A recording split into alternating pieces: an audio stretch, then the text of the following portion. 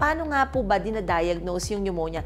Like, kunyari pagdating, minsan di ba kasi sa ER na napupunta dahil minsan sa taas ng lagnat or depende kung ano yung manifestations or minsan di ba usually sa clinic nyo din, ganyan. Pag nakita nyo pa lang yung pasyente, naku, pneumonia to. Dapat talagang kumuha tayo ng thorough na history, yung mga background, kung saan siya nagpunta, or meron ba siyang exposure sa mga may sakit, may kasama ba siya sa bahay na may sakit. At saka, kasama dun sa good physical examination.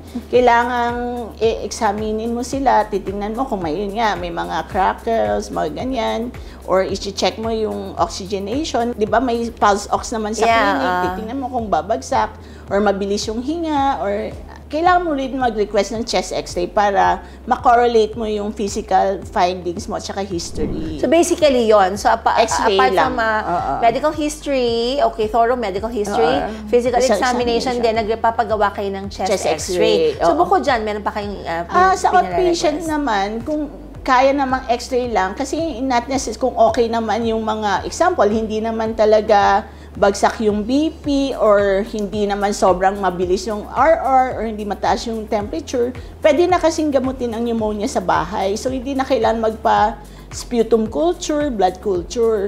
Yung mga ginagawa lang naman sputum culture, kung talagang moderate risk na yung pneumonia, yung sobrang bumababa na yung BP or sa x-ray may makita ka ng tubig, yun yung mga ina-admit. So, doon na kami kailangang i-admit yung patient, tapos magpapa-CBC ka na, blood gas, yun. Pero x-ray is enough kung mga community-acquired pneumonia sa mga controlled naman. Pero doktora, usually, di ba, pag, kunyari, magpa-request tayo ng for chest x-ray, tapos, do you subject the patient to antibiotics right away?